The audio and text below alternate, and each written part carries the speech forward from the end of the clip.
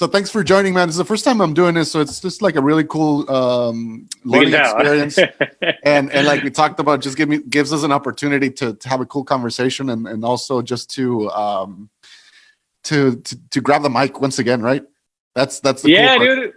Once again, of course. Little plug there. Little plug further. So anyway, the whole purpose of this little show, hopefully I'll be able to do it every week during quarantine. You know, everybody's doing their own thing. I think this is a fun thing that has come out of something that's very, very difficult and a crisis that's affecting a lot of people. I know a lot of people are getting out of or going out of work, and a lot of stuff is going on that's negative. Yeah. So maybe this is an opportunity for us to bring a little bit of a positive thing to everybody. So sure, yeah.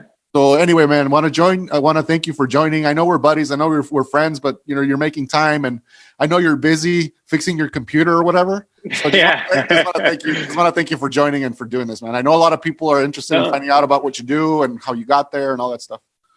No, hey, man, thank you, man. Honored to be the first guest here on Beto Gurmilan Live, man. Obviously, right now you're working in Hollywood. You work in Los Angeles. You're working for the awesome show Netflix, and obviously you didn't get there straight from your upbringings in Tijuana, although that played a big part in it. When was it the moment for you where you started thinking about film, where you started thinking about editing, where you started thinking about, you know, doing some sort of work in the future in production or directing or that sort of stuff? Yeah, I mean, for me, film, like I knew I wanted to work in film. I mean, since I was a kid. I mean, I really remember, like, I think it was like, you know, watching Star Wars, original Star Wars, and then like E.T., all the big blockbuster, you know, films, that I knew I wanted to, like, that's what I wanted to do or be involved in. I just loved film. I think initially it was those type of films, like the big blockbusters, that got me into visual effects. Like that's what I was fascinated with. I was fascinated with computers, and you know, so that's what I would always kind of mess around with my uncle's computer. He had an old Apple IIe back in the day, and just always I was always breaking stuff, man. Yeah, still to this day. But just always trying to figure out what things computers do and how, you know, how they do it and this and that. And so then like when I got into like middle school and high school, I was always the one with a camera. Like my grandpa and my uncle were always into photography. My family, my aunts and everyone was like, they were really artsy and just always into the arts, music, film, photography. I got into that. Did you have a dream? Did you have something that you wanted to shoot for? Like, I want to, you know, create a film, or what was the dream that you had at that age, at that young? Man, that's a good question. I mean, at that age, I guess I wanted to be making those movies. I didn't know how, and you know, but I was like, man, I want to be on that set. I want to see my credit like on the screen, like, and that I was involved in that film. I mean, obviously, I think initially it was like, before I knew what it took to make a film, like I just knew there was like a director. Like that's what I knew. Yeah. You know, I didn't know about like that there was writers and then like an editor, a cinematographer, a production.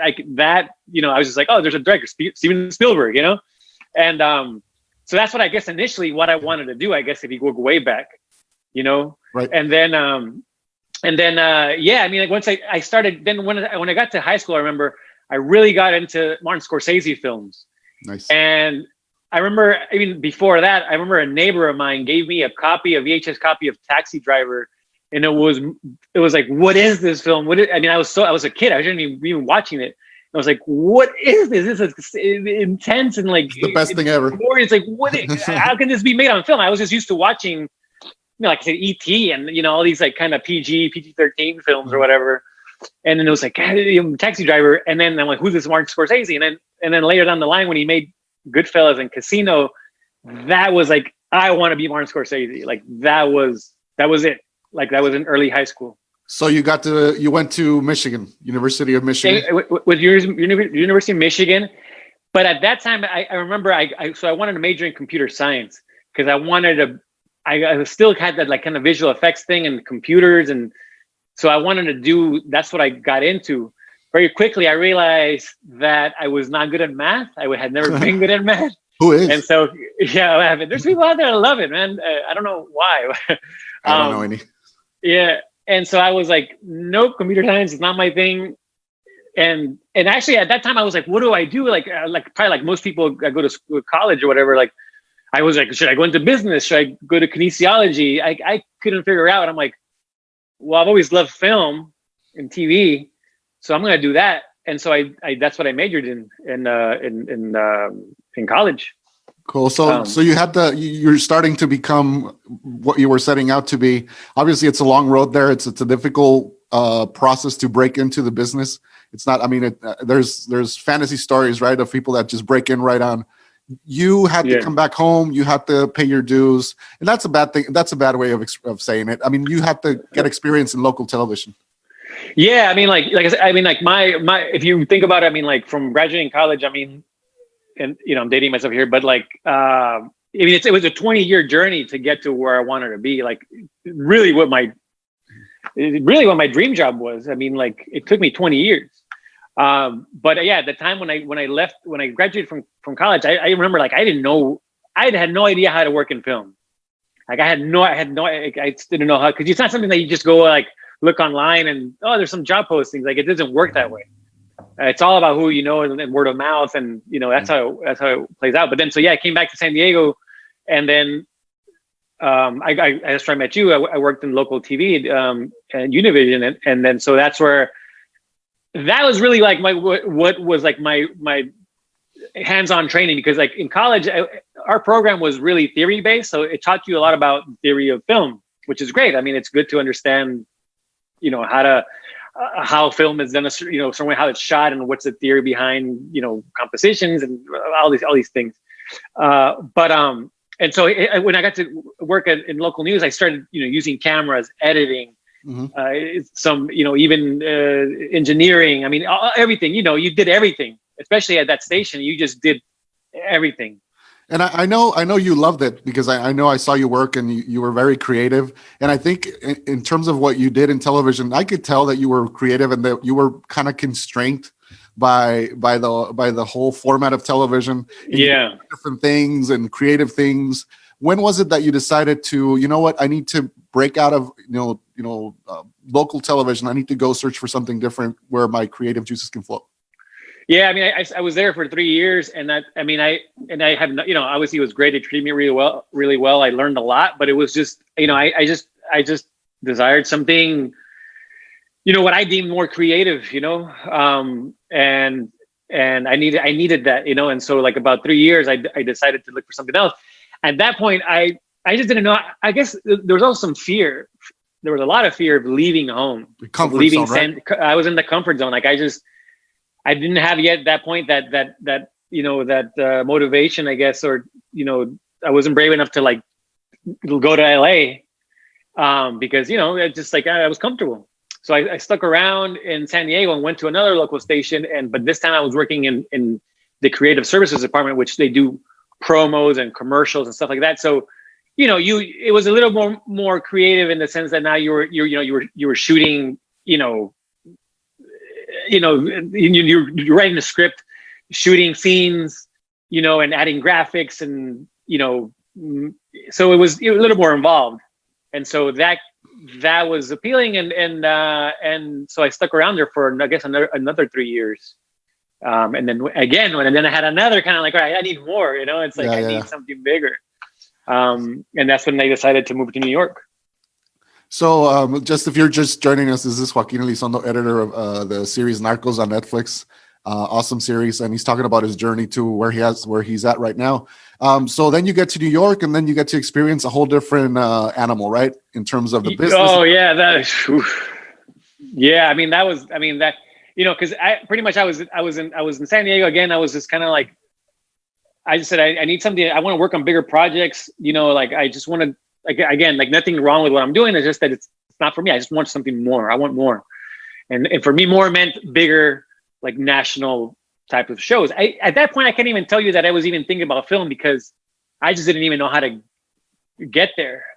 I just wanted to work on, say, like, stuff for like big cable shows, Yeah. And so, what I did, I just decided to quit my job in San Diego and move to travel in Southeast Asia for a month, go backpacking, and then move to New York with no job, no nothing, no contacts, just went for it. Yeah. And I did that, and I was beyond scared, man. I mean, I remember you and I talked before I left, and then when I went from San Diego, I flew to New York. I was staying with my uncle there, and then like 2 days later, I flew to Bangkok. Mm-hmm. And I remember when I woke up that morning for my flight to Bangkok, I opened my eyes. And I'm like, what the hell am I doing? Like, what am I doing? This is crazy. Like, and but it was the most amazing experience of my life. I mean, it was.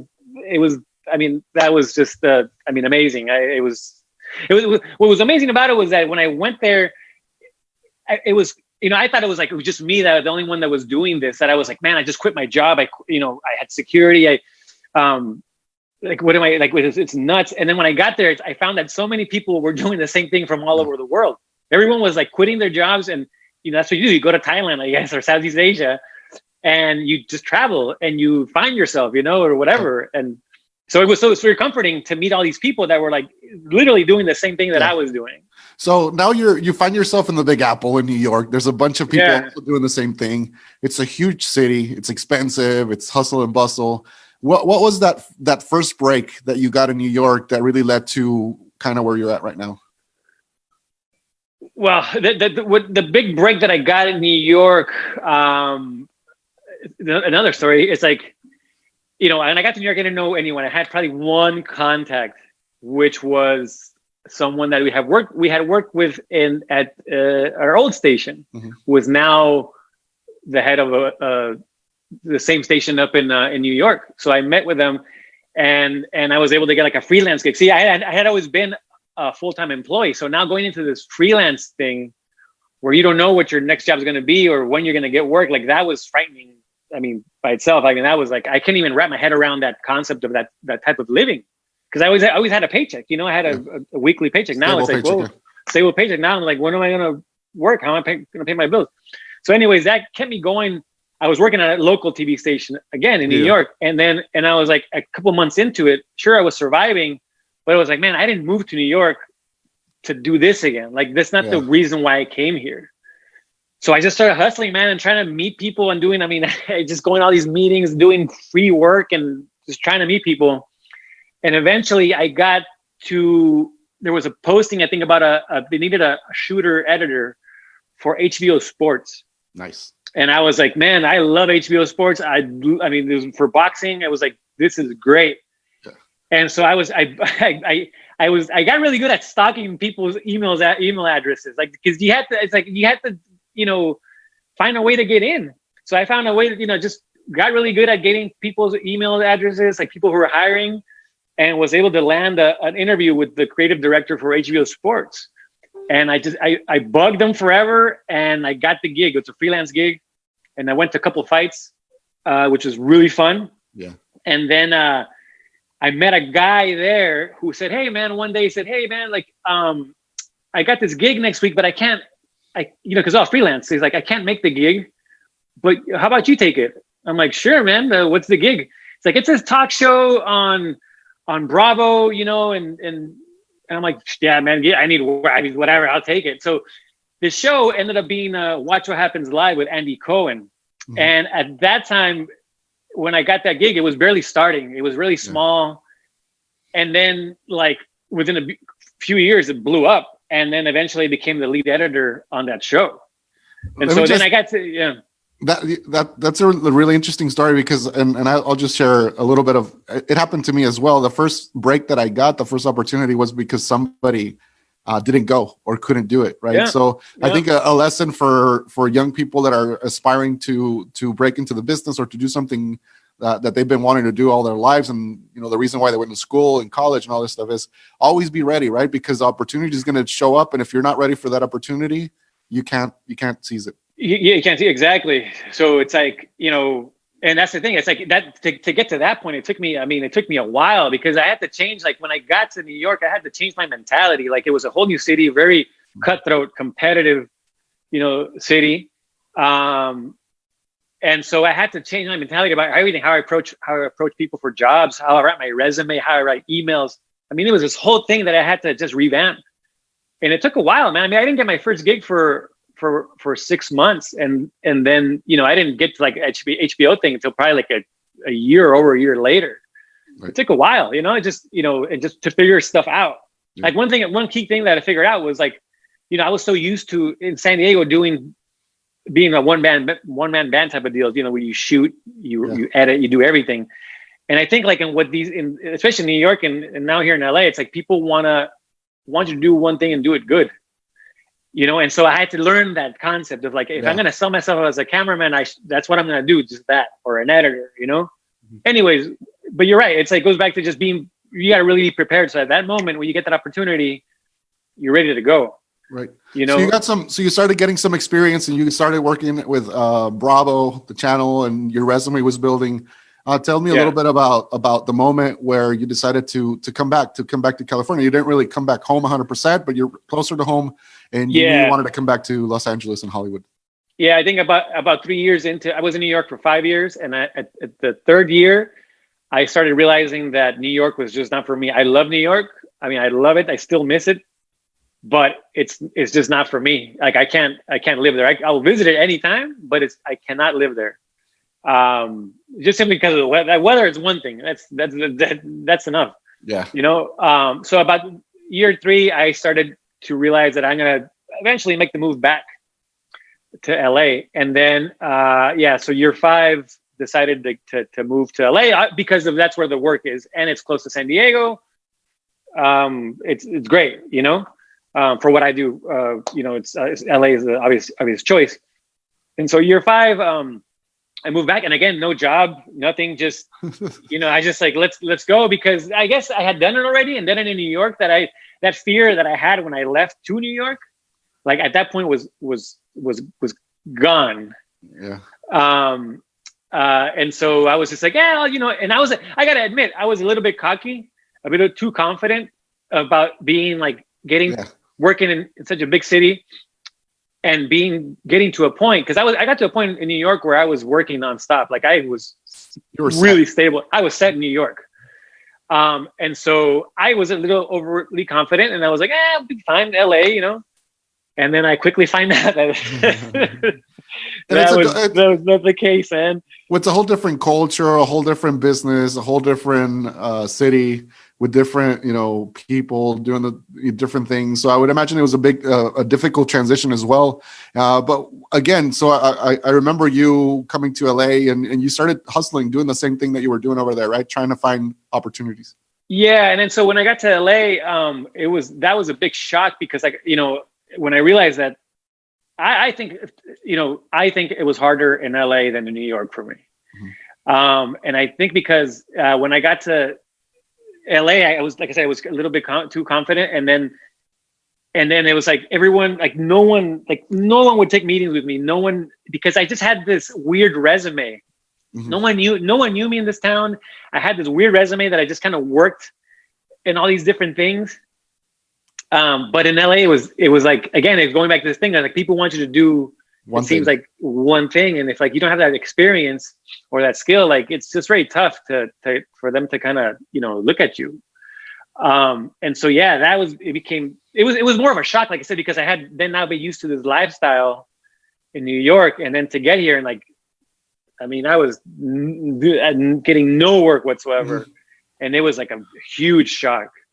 And so I was still trying to get work in what I was doing in New York. Like I was trying to work in like talk shows, sports, documentary. But because this film thing was like, I don't even know how to do that. Yeah. Like so I just want to get work. I need to make money. I need to, that's why my mentality. And I'll get to that eventually, because it's a big thing, or something I touch upon when people ask me for advice. And so then when I was not getting work like at all, I was like, well, I guess I should try getting into this film thing, because I'm not making any money right now. Like I just need to get my foot in the door and like work for free and be an assistant or whatever. Like I have nothing to lose. Like I don't have anything. And so I always tell them thanks. One of the people that taught me a lot about what to do and how to do it was Zach Arnold, who is a big time editor here in LA. He's been doing it longer than I have. And, but the funny thing is that we went to school together. We went to University of Michigan together. Mm-hmm. We were classmates back in the day. so we reconnected, and he still does. He has a website called Optimize Yourself. Mm-hmm. Back in the day, it was called Fitness in Post, and it was about how keeping healthy, and like people have like sedentary jobs, say like editors or anyone, like graphic designers, like how to maintain a healthy lifestyle. But along that, he also had a lot of podcasts about like career advice and also people trying to get from like, say, working in how to get into TV and film, like TV series and film, how to break in. So anyways, I listened to all his podcasts, took his advice, and then just did that, which was a lot of networking. Had to like really focus on building a good networking skills. Mm-hmm. And that was a big part of it. And then also kind of like the only way to do it was to take a step back. And for me, taking a step back was to become an assistant. Mm-hmm. I couldn't continue being an editor because I had to become an assistant in order to get my foot in the door. And so but even that was hard because I had no assistant experience. Mm-hmm. So even that was difficult. Yeah. So you had to basically change your whole mindset and kind of, was it difficult on your ego because you were already doing all these bigger projects and doing, different jobs, and now you have to take a step back and kind of take a different road. Was it difficult on your ego, maybe on your confidence? How did you feel during that time when you had to take a step back? I gotta say, I'll definitely say that was not a problem. Like I never had a problem with becoming an assistant and like taking a step back. Mm-hmm. Because I always had the mentality like I'll do whatever it takes. Yeah. I know that some people that I've talked to, like say, like for example, I'm an editor, like I'll never go back to assisting. Like that's fine, But for me, I got to say that was never an issue. Like I would have worked as a production assistant. I mean, whatever it would have taken to get to where I want to be, or where I wanted to be. So in that regard, no, that was not a problem. The problem really was just anyone to give me a shot, mm-hmm. to give me give me a chance to work on a project, and that was really difficult. It was so difficult that I was already looking at plan B. Like what else can I do, because this is not working out. Did you ever think, okay, I'm just gonna quit? I need to figure out something else. Absolutely, yeah. I was close. I mean, it was the way things happened. Like it just even looking back, it's just crazy. Because I was close. I was really close. I mean, I remember writing an email to, I wanted to work. I was like, you know what? There was this local brewery by where we lived, and I was going to ask them if they needed a guy to like clean their warehouse. To drink their beer. Obviously. No, because one of the things I want to do is like be like a brewmaster or like, and so at that point, and so I was like, that'd be cool. I just didn't. I was like, I don't know what to do. Yeah. And then things started happening. But yeah, I came close to pulling the plug. What do you think was that got you through that moment? What was it that got you through? And I know you said things started happening, but what do you think it was that made you break through that difficult time in your career? I think. Well, I mean, talking. Just that desire to really get to where I want to be. Like I knew it was a point in my life. I was just older now. I knew that I still had that drive. I still had that drive where I was like, I still have enough energy to be like hustling out there, to be really like being put through the ringer. And so I'm like, I need to do this. Like I don't want to do anything else. Like there's nothing else that you can tell me that I want to do. It's always been my dream to work in film and TV, and so I'm gonna just do whatever it takes. And so every time that I was gonna quit, like I just remember, like, you know what? No, this is what I want. And I can't be in the worst place right now. Like obviously my savings were running out, like they were running low. That was the thing, obviously. But I still had enough to. I still had money, so it's like, well, I guess until I run out of money, I'm going to do it if there was like a timetable. But it was like really like just that desire, man, to just achieve my goal and my dream, really. All right. So next I want to jump to now where you're at, how you got through into editing for Narcos. But give me a second. I think we got a lot of people still. It's cool. So we finally got our live. I keep looking over and I keep getting comments. I just want to tell everybody thank you for being here. We're going to take a small break to awesome. To acknowledge our sponsors. Gurmilan Foundation is our sponsor. No, we don't have any sponsors. I got to plug Duprat. Duprat clothing. There you go. No, but if you guys out there on Facebook land, if you want to post your question, I know there's a couple of questions there about your favorite Scorsese film. We'll get to the questions in a minute. But if you have any more questions, I see a hamburger being posted by Manny right there. What are you trying to say? Yeah, we'll get to the questions. We'll get some questions in a minute. But let's talk about now Netflix, because I think that's a lot of people now recognize you, or they know that you've been working now for Netflix and for the series Narcos. How was it that you got through and you got into Narcos? I know you said you were doing some assistant editing, but obviously this is a huge show. This just blew up, and obviously it has a history. Tell us a little bit of how you got into Narcos and what it's like working there.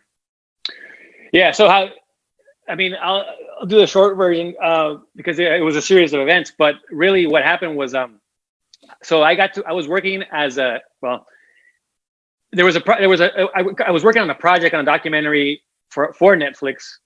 It was the Kate del Castillo Chapo thing called The Day I Met El Chapo. Oh yeah. So I had originally applied for that job as an editor, and I never heard back. And then I applied as an assistant editor. I went in for the interview, and I didn't get the job. I was like, man, I was just striking out all over. And like a week later after the interview, the post supervisor, he calls me. He's like, hey man, it's like, I have this position. He's like, it's for a post coordinator. He's like, I don't know if you'd be interested, or if you know someone, let me know. The thing is, being a post coordinator, like, I guess it's like, it's more of the administrative side of post production, which is, not necessarily what I want to do. I want to be on the creative side, which is editing. But it was also like a step back from even assisting, So there, I guess my ego did play a role. Yeah. And I was like, man, I can't take this. Like, I can't go like that back, And then good old Adeline, who always, I got to hand it to her. My girlfriend, she always gives the right advice and talks sense into me. She's like, you know what? He's like, I know that's not necessarily what you want to do, but you're not out there working like at companies. No one's getting to know you. Yeah. You're not creating a network. It's like, you need to take this job. And you're also not making any money. It's like, you got to get out there and work. It's like, that was like, but it was more so in the sense that you need to be out there meeting people. Like, that's a value. So I said, yeah, you're right. And so I decided to take that job. It was a great job, great crew, obviously a great show. I mean, like, it was fun about it. Eventually, the assistant editor on that gig left. So they bumped me up to the assistant editor. So I saw through the delivery of that show. And at the end, when they got it was the craziest, I stepped up and delivered the show. Mm-hmm. Anyways, okay, so that's done. I went away and did other stuff. Down months later, maybe after we wrapped that show, down the line, maybe I remember it was in December of 2016, I think, or 2017. I get an email from what I then came to know. Well, I got an email from someone saying, hey, I saw that you worked on the Chapo documentary. Would you mind sharing your researcher's name for our show?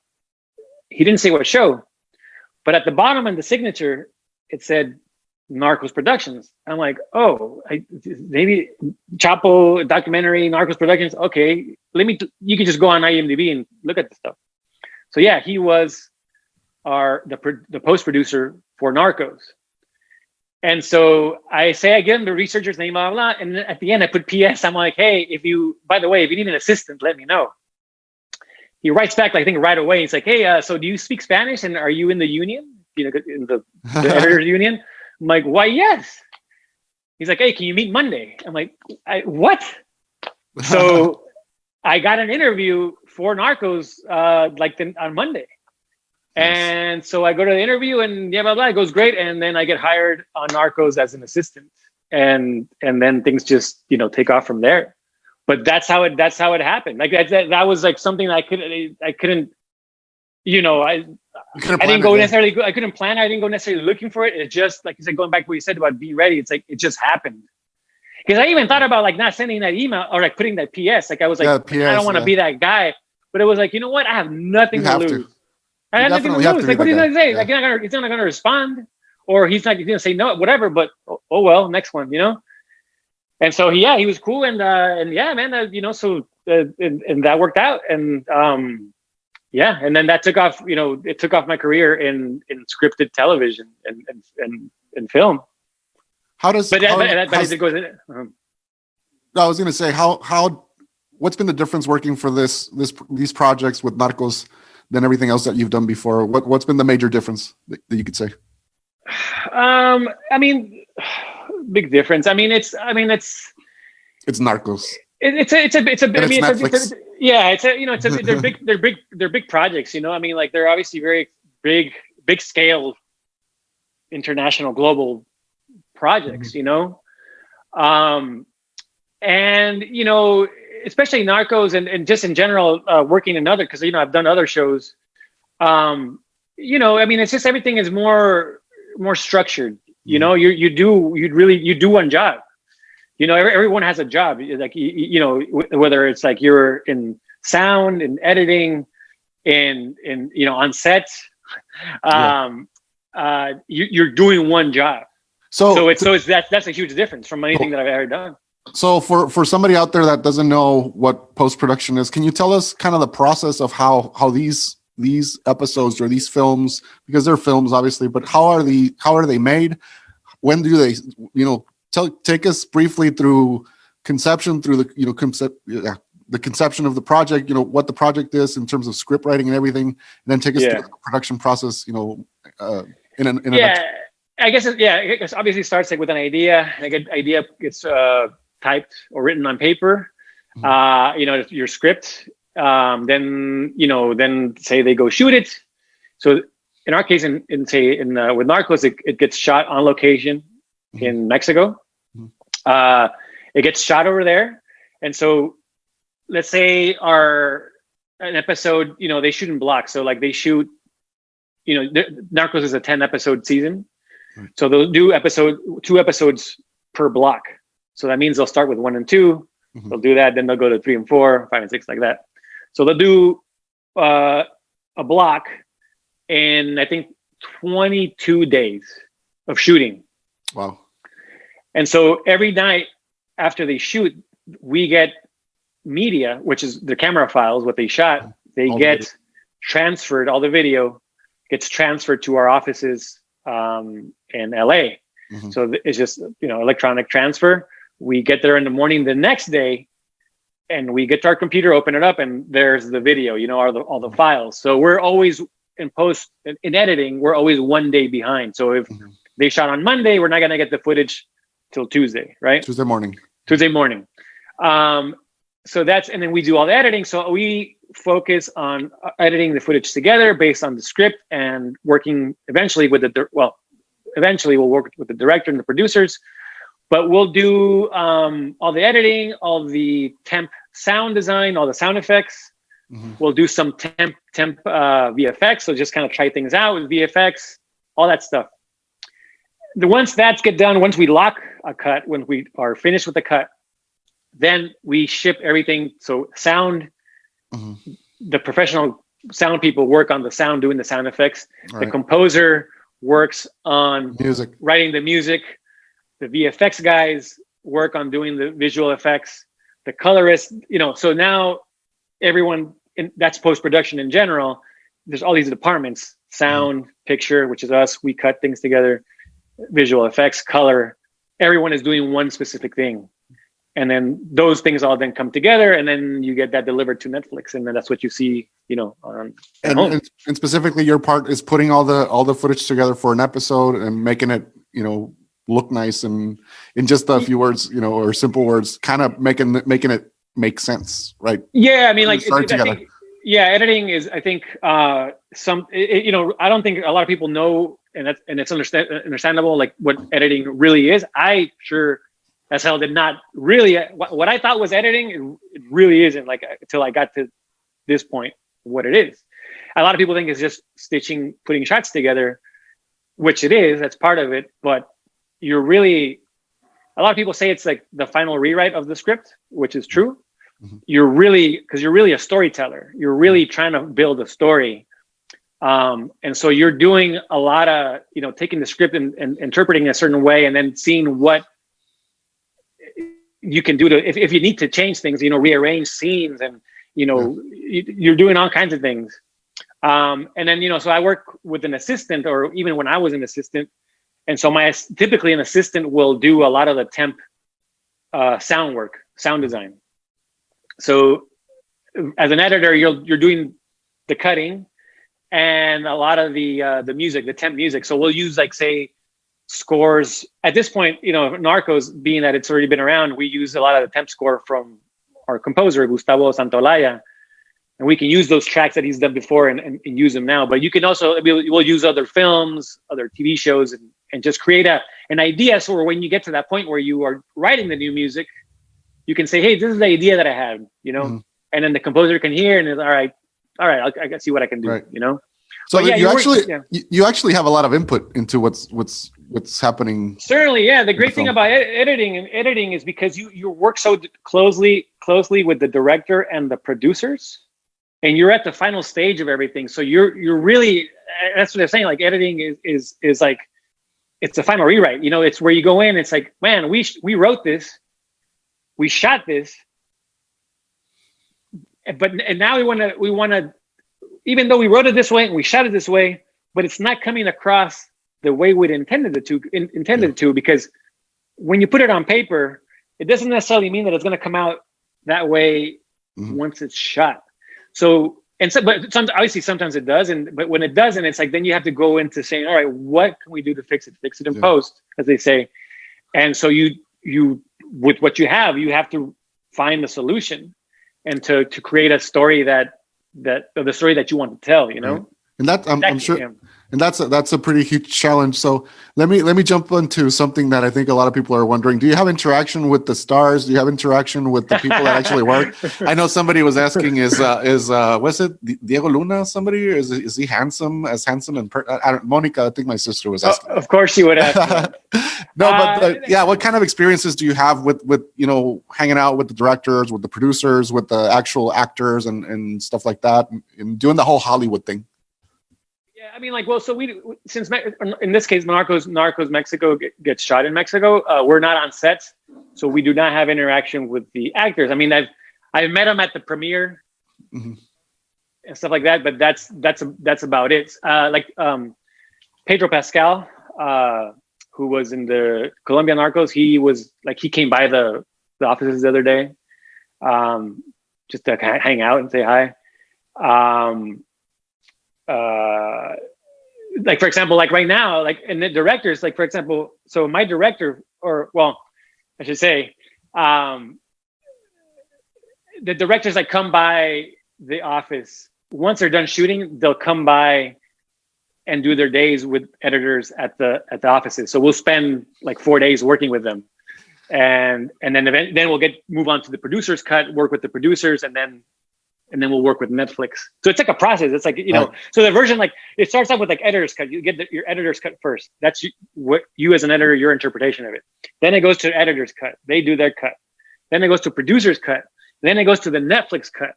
Yeah. So it's like multiple. You'll see different versions of that thing. I mean, like, if you compare it from like editor's cut to like Netflix cut, it'll probably be a completely different thing. Maybe not. Let's do a couple of questions. Rafa Luna says, I'm nervous. Yeah, you ever make suggestions to Gustavo Santaolalla? What's his name? Santolaya. Yeah. Have you made any suggestions that stuck? No, how dare you talk to? You cannot give Gustavo Santolaya. No, just kidding. No, no. I mean, he's in the room and you're talking with him. I mean, he watches your cut and he watches what you do with music, and pretty much his old music. Old in a sense, like for previous seasons or for other films or TV shows or even video games that he's done.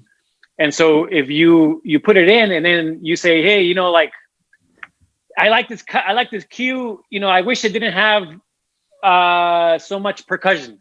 Yeah. And then he'll go in and he'll give you a version that's kind of like that, you know. He'll take out the percussion. Or if he writes new music and you come back and watch it, you're like, you know what, I liked it, but yeah, again, it's like maybe this little tweak, maybe the levels here, maybe take out the strings at this point, you know. So yeah, they're very receptive to your ideas and very collaborative. Great guy. There's some questions out there that I don't think I want to read. Yeah. There's a lot of hamburger emojis that I see. Netflix. Somebody's saying Netflix. I bet that's correct. Yeah. So favorite. Let's talk about film right now. I mean, obviously, working for Netflix has been an amazing experience, and I want to ask you about what's coming up for Netflix because I think you're not supposed to talk about it, but can you? No. I'm on lockdown. Top secret. All right, so let's talk about film. We probably have about like 12 minutes, and then we'll get to hopefully if you guys can post some pictures, not pictures, some posts, some questions for us. We'll have Joaquin ask some. Monica says, was it difficult working with the people in Una Vez Más? I think I can answer for that. Oh man, that was a good. All kind of divas on that one. Yeah. Let's talk about films. Well, let's talk about films right now. What are some of your favorite films or shows right now that you think are top notch in terms of streaming services or like Netflix shows or any of the services or actual films that are on a theater? Right. Well, I mean, I feel like last year with films, I thought it was a good year. I thought it was a solid year last year. But let me start off with right now. Right now, what I'm really into is Ozark. Ozark is, I think, really good. Highly recommended. I had started it back when it came out. And I think I stopped.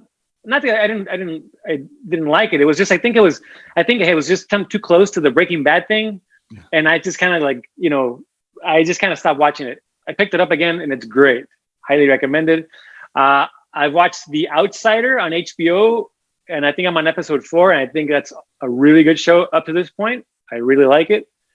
Tiger King, of course, jumping on the bandwagon. I'm not gonna watch. I refuse to watch, man. Really, it's bizarre, man. It's worth it, man. It's a good watch. I'm still watching episodes of Friends and stuff. Hey, man, that thing plays well to this point. That and The Office is great. And how about films? Any particular films like in the last 12 months that you thought were amazing that people should see? Oh man, all the films that I thought were nominated last year for Best Oscar. I thought they were all very solid. Like I was. Not a lot of people had a problem with Once Upon a Time in Hollywood, and I went to see it twice in the theater, man. I really liked it. I really enjoyed it. All right, so obviously we've established that you're an expert in films and editing and all this stuff. People say that 1917 wasn't that good. I could see the argument to 1917 why people would have a problem with it. Because they don't know anything? They don't know better? Or what? Yeah, exactly. I question their taste. Exactly. No, I could understand why people would have a problem with it. I think for me, I'll say this. Well, I don't want to spoil too much, I guess, if people haven't seen it. But I guess story-wise, I could see why there was not such a big payoff at the end. I could see that. But no, man, that thing was amazing. That was one of the most incredible productions that I've seen ever. That I agree. Yeah. You know what? That film has more editing than you'd think it has. Yeah, I thought it was amazing. I know that the plot maybe wasn't as strong for people, but I thought it was just amazing. It was a spectacle. I would love to see that film maybe in virtual reality or 3D. Can you imagine just you freak out, dude? Yeah, you'll end up with PTSD. So now, Joaquin, right now, in terms of the industry, let's see if they can post a little bit more pictures. And we talked about 1917, but if you guys can accept the cat's question, Rudy, we're not going to talk about cats. The cats. There's a cat. He's saying that somehow in post production they added butts to or buttholes to the cats. The cat. Yeah. Okay, there you go, Rudy. You got your question answered. Yep. There you go. So let's just move forward because show's bad already. This show's bad already, and we're talking about cats butts.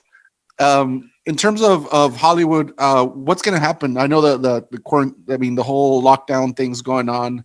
What do you see happening for Hollywood and for the film industry and the production industry in Hollywood and Los Angeles and everywhere? Yeah, well, I mean, it's like most things, it's shut down. Definitely, that's the thing. Like with say post production and like being on set. The thing is, like, a lot of post production is still happening because a lot of shows were able to finish shooting before this all happened. So that means that editors have the material and they could keep working.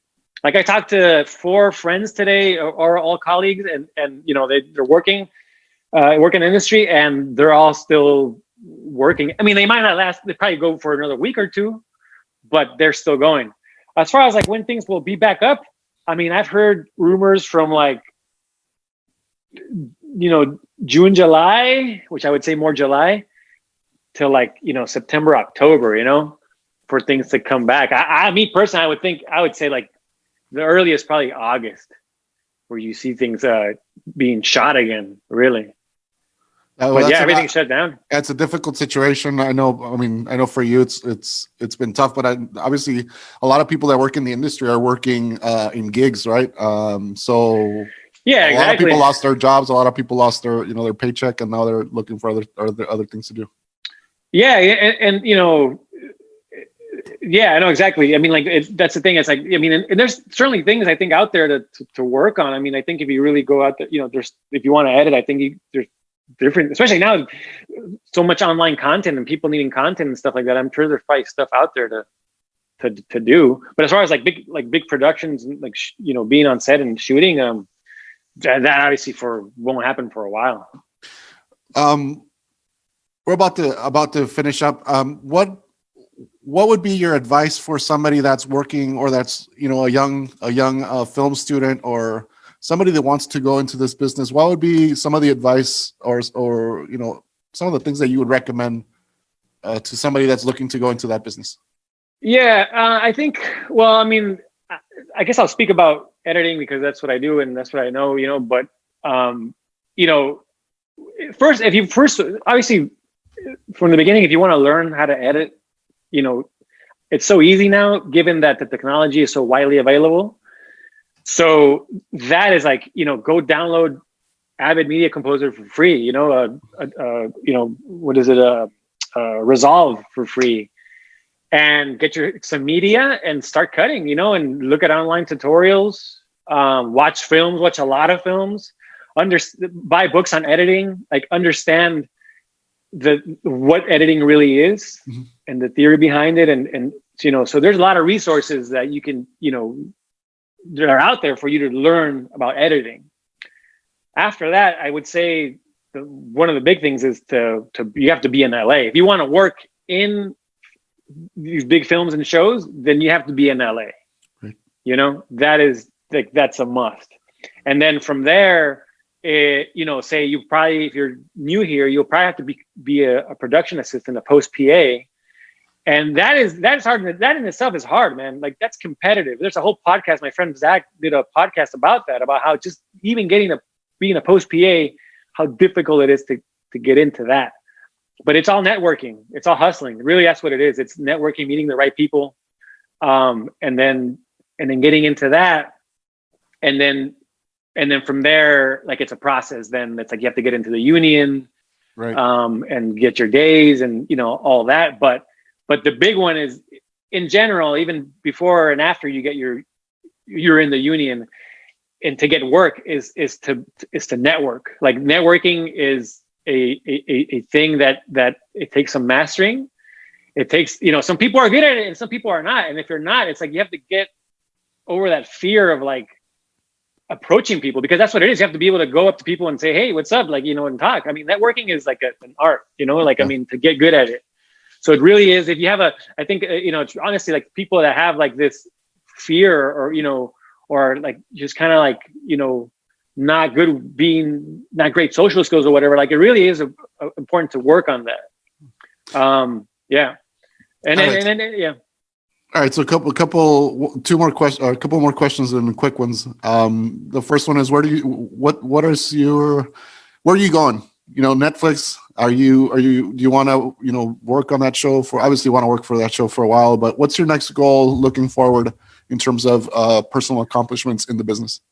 I think something important for me is to like get diversify like my experience and my credits.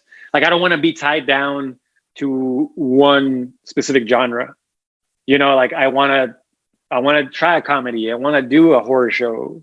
That's I think a goal of mine is resume to build that resume, to have different credits. So I'm just not that tied down to being the narco guy. You know what I'm saying? Like, I mean, it's like, I think it's important, not just for me, but for everyone in doing this, to kind of get those different credits, get that experience in different genres. All right, 5 less questions, quick ones.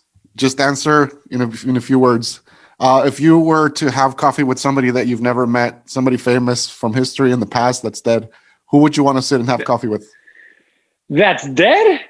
Or alive, or whatever. Man, I mean, I would say one person, man. I think Martin Scorsese would definitely be up there. Nice.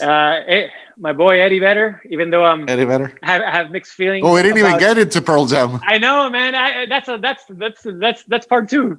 Even though I'm little disappointed with this new album. His new album there, but you know what? I'm loyal to them, and that's fine. How about favorite beer? Favorite beer, man. I mean, you can only have one. Man, I'm still. You know what? I still am stuck on that Neptune Nectar that we had at Coronado Brewing. That unfortunately they don't make it anymore. I guess I haven't made it for a while. It was like a one-off, thing. Yeah. But that was a good beer, man. Neptune Nectar. If anyone has it, let me know. Favorite coffee? How do you take your coffee? What's your favorite style of brew in terms of coffee? I do pour over. The pour over brew method. And at home I have a Chemex, and at the office I have a ceramic. It's called the Bee House. It's just a ceramic pour over. But my favorite right now is from this local shop. I try to support local businesses. It's in Highland Park. It's called Café de Leche, and they roast some really good beans there. Right. Majority I like from South America. I don't like the I know people are gonna hate me for this, but I'm not a big fan of like the Ethiopian selection. Very cool. And last one, favorite food. My favorite dish. Yeah, favorite food. Yeah, favorite dish. My favorite dish is mole negro con pollo, yeah. Y con arroz. Y con arrocito. Rice. Yeah, and then wash it down with. Neptune Nectar had one. Neptune Nectar. All right, man. Well, it's been definitely a pretty crazy start to the show, to the first show ever. I don't know if this is going to happen again. I hope I can do this again. But I want to thank you, man, for the time. This is a cool conversation. Cool, man. I liked it.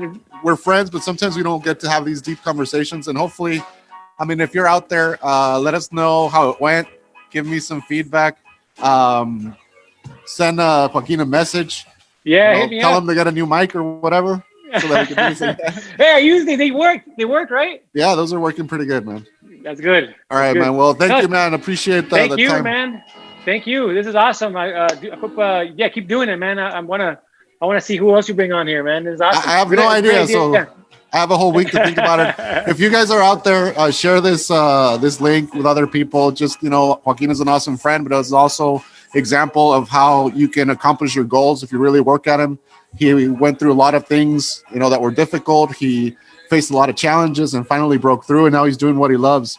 You can do it as well if you want to. So let us know your thoughts. Give me your thoughts and your comments. I'll keep working on this show. I think we can keep doing it. If you have any suggestions, send me your suggestions for guests on through Messenger. Hit me up, and then hopefully we'll see you Friday for Friday Night Live at the Gurmilan.